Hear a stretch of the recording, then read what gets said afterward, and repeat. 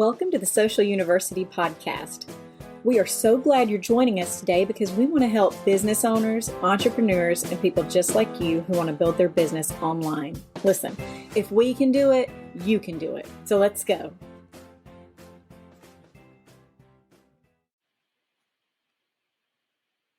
Good morning. I'm Karen Terradas with Social U, and today I'm adjusting my camera. Hold on. Okay. And it is time for What's Up Wednesday, where we come to you every Wednesday morning at 10 a.m. to talk about social media and digital marketing tips, tricks, and trends. All this month, we've been talking about spring cleaning. It's that time of year. Next month, May, is Mental Health Month, and we're going to dive deeper into mental health, what that means, imposter syndrome, stepping away from social media, how to overcome online fatigue, posting fatigue. We're going to get into that next month. But today, we're going to finish our spring cleaning series with basically your workspace. Clear space, clear mind, spring cleaning your workspace. I will tell you, my stress level is directly related to and can be understood or analyzed by the level of clutter in my house. If I am stressed out, my house is messy. When my house is clean, it calms me down. When I do a task or a chore, or especially an organizational chore that I've been putting off, it always makes me feel better. So a clean space is very beneficial to me. So let's talk about it. First and foremost, let's talk about how to avoid having these massive clean outs to start with. There's a couple of things you can do. Purging regularly, consistently will help you not have such a huge chore when you do decide to do it. Decluttering once or twice a year can make a huge difference. Sort your items as you go, like a keep, a recycle, a trash, a donate, and belongs elsewhere. You can put it into different categories. I know we're talking about office space, but one of the tricks that I know, especially if you have an upstairs, downstairs, you put the stuff to go upstairs in a basket at the bottom of the stairs. You can take it all up at one time instead of running back and forth. That's helpful to me. Just a heads up. Digitizing your documents. This was super helpful this year. I get a ton of 1099s from clients because we're a vendor. We're an outside vendor. And instead of trying to keep all that documentation and put it in an actual file, I scan it in and drop it into Google Drive so I can share that with the bookkeeper. It's so much easier. And don't forget, again, as you go, you need to sanitize your high-touch areas. Disinfectant wipes on your keyboard, your mouse, your phone. I have phone soap.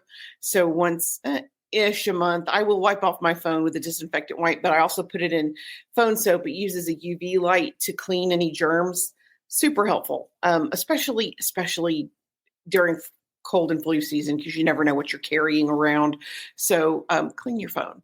Okay, now let's get to the top 10 things that you can do to clean out your workspace. Like today's the day. If now you want to go ahead and get it done, let's do that. Number one, the one-touch rule. Handling each item only once. When you bring in the mail, going ahead and throwing away the junk mail, so much easier than letting it stack up and then having a giant stack that you have to deal with. When you pick it up, decide immediately, is this a keep? Is this a toss? Is this a donate? Is this a relocate or a file? Avoid putting things down so you have to deal with them later. Deal with it once right now. Again, 2 or 3 pieces of mail is nothing. A whole stack on your desk is overwhelming. Number 2, you want to start small and conquer. Don't try to tackle the entire workspace at once. Choose a small, manageable area like one drawer or one corner of your desk or a shelf. That way, completing that task provides an immediate sense of accomplishment and it motivates you to continue. It's called the 20-10 rule. You work for 20 minutes, you relax for 10 minutes, or you reward yourself for 10 minutes. I do better when I can do it in small pieces. I feel like I've gotten something done and it motivates me to keep doing it later or the next day. You also want to categorize and conquer, aside from just start small and conquer. Categorize. Group similar items together. Keep all of your pens in one container. Put all of your files for a specific project in one folder.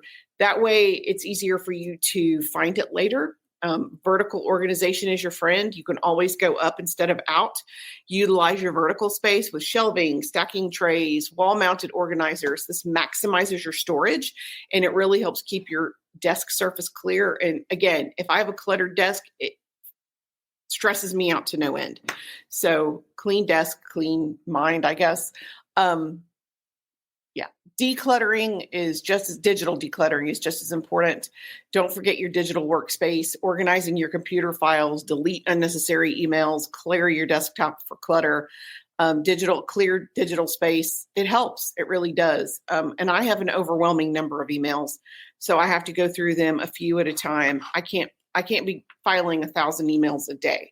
20 I can do. 1,000 is overwhelming, but you'll eventually get there. Just keep at it.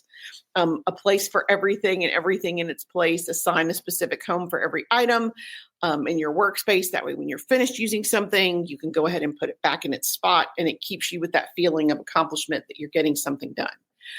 Regular purging is key. Make decluttering a habit, not just a once a year event. Schedule short, easy declutter sessions. Like Friday when you're done, make it your objective to clear off the top of your desk.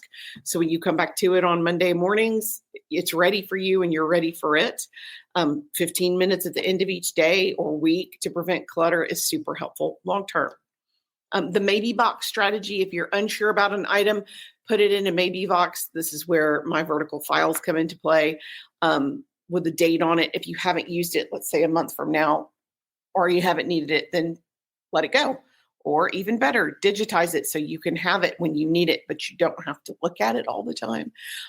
Make it visually appealing. An organized space doesn't have to be sterile. One of my close friends just redid her office space. I'm so incredibly jealous. I can't wait to redo my office space.